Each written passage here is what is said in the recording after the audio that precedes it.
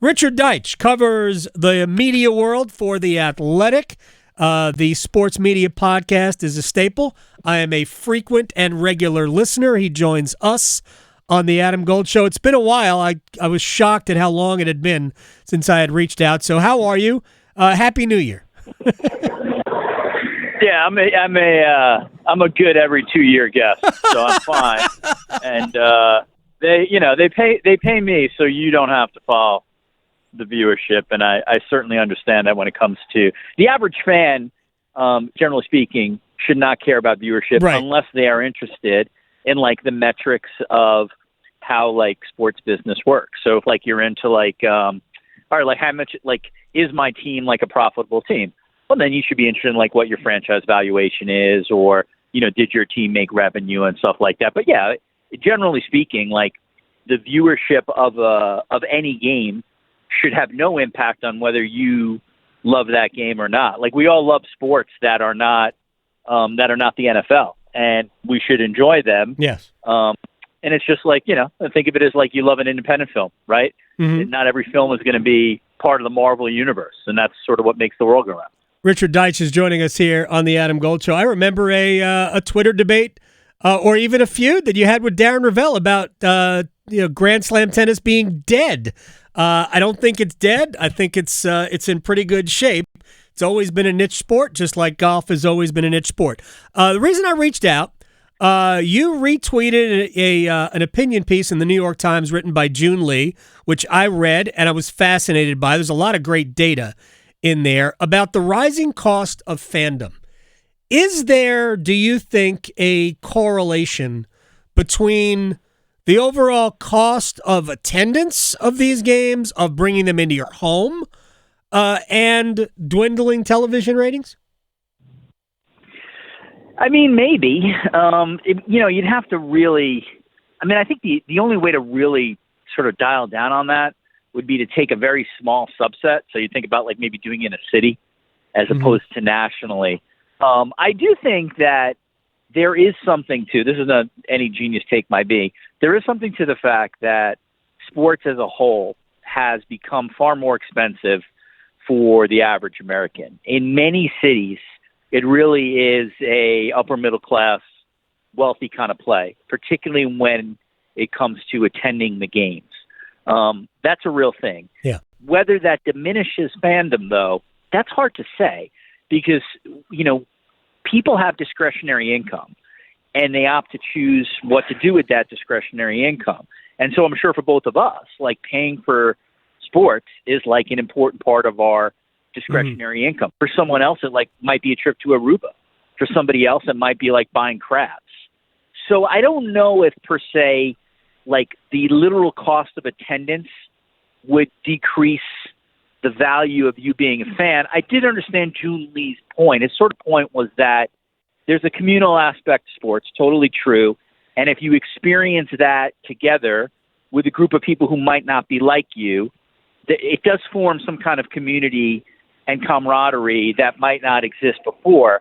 And he is correct in the sense that, in very, very polarized times, sports is like one of the few things that actually can break through politics. It can break through how you feel about social issues, and you can have a conversation with people that's sort of independent of the other things. I hope that remains. I'm a little bit cynical. You do wonder if, the United States at a certain point, well, I don't know, they'll have like a conservative section and a, centrist section and a liberal section.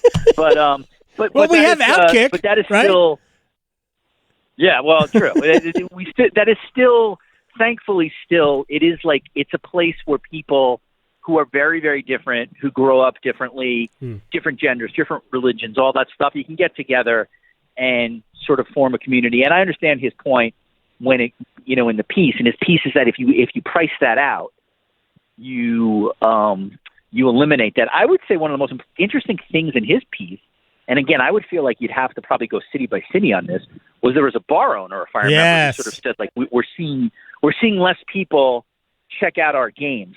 That's a little disturbing. My only counter to that could be, again, I'm not 22 anymore. I'm really frequenting bars as much as I used to, but is that a generational thing? Or is there something to that where the experience of going out with your buddies and watching a game in a bar has been reduced because the price of all this has just gotten too high? That'd be interesting to know if he was onto something there, or if that bar owner just is in an unfortunate geographic situation where it's just not working for him. Yeah, Richard Deitsch is joining us here. That was one of my takeaways that kind of depressed me. In that, if I'm a sports bar owner and I'm not owner a sport, my sports bar is not a chain. Like here in the state of North Carolina, we have Carolina Ale Houses, and there's a dozen of them or something across the state.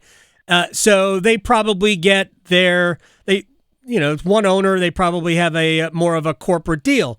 But if I'm an independent sports bar and I want to get all the games, so if it's the National Hockey League, I want to be able to show all the Hurricanes games. So I need FanDuel Sportsnet. I need ESPN Plus. If you're baseball, you need Apple Plus. You want to be able to show all the games.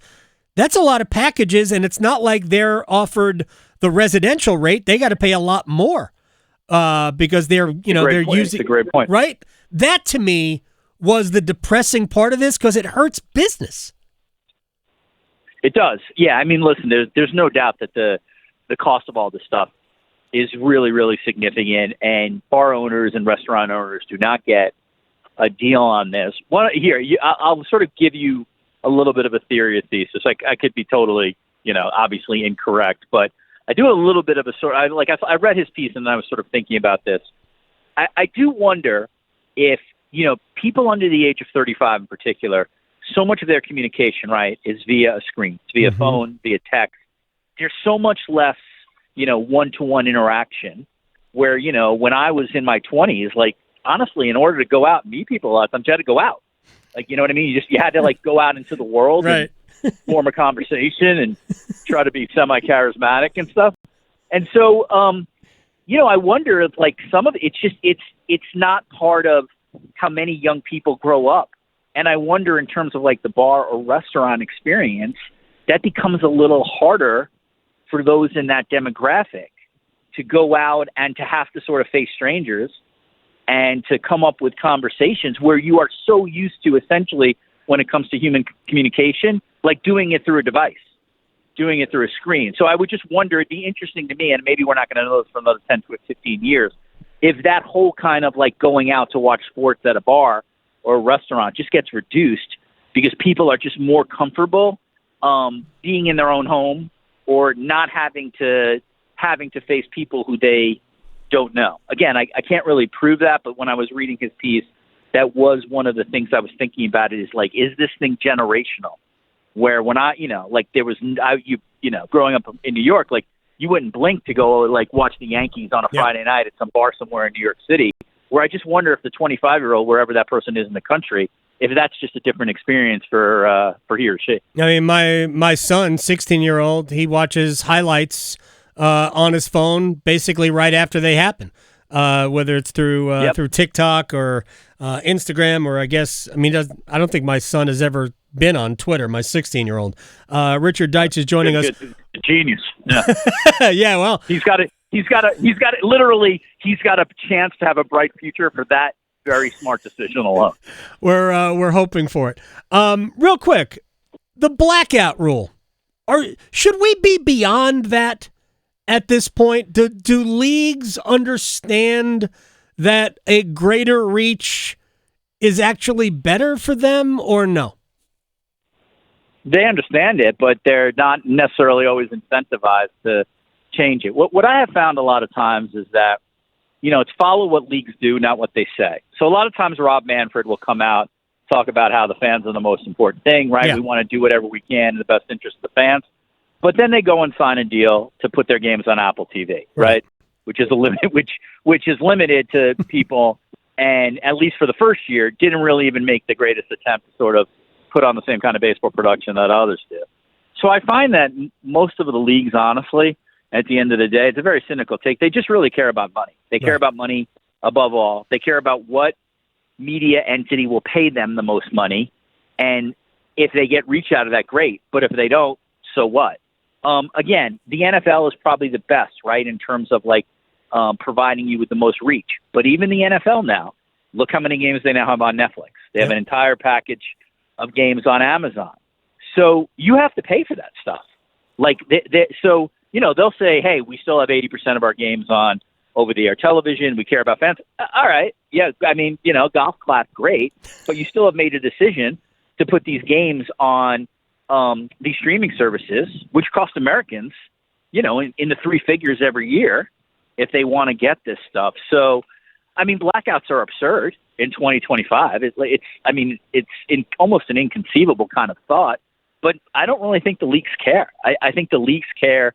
When I say the leagues, these are owners. They should be specific. It's always like where, like capital L, like it's some monolith. No, these are individual owners who charge their commissioners with making the most money they can with these media rights deals. So their franchise values goes up, and they either stay in the game because they love to be an owner of a sports team, or they eventually sell for a ton of money because the valuations have gone up. And in my experience in covering media for a long time, I never, ever have seen leagues make the decision to take less money in exchange for reach. It just almost never happens. They almost always now go with whatever entity provides the most money. And that gets back to the NHL.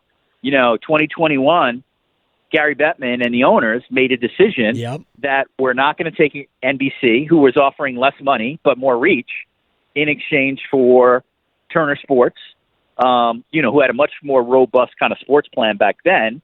And we're okay with putting, 3 years of our 7-year deal of the Stanley Cup on cable.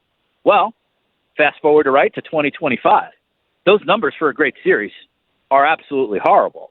But that was the decision you made in 2021 to take more money from Turner in exchange for not having the broad reach to get your product out there. So there's always choices that are made, but at least in my experience, I always found that what drives all these leagues is money, and honestly, nothing is even close in terms of what's the secondary driver. I mean, the NBA took their second biggest package and took it away from Turner and brought it to Amazon. So we're not even on cable anymore. We're on my smart TV, which because I can buy anything and get it delivered tomorrow, we have access on Amazon Prime. Richard Deitsch from The Athletic. He does the Sports Media Podcast. It's a must. At Richard Deitsch on Twitter. I appreciate your time. It's been too long. Thank you very much. We'll do it again, I don't know, certainly within the next 2 years. Yeah, see you in 2028. Always great to be with you every 3 years. Thanks, man.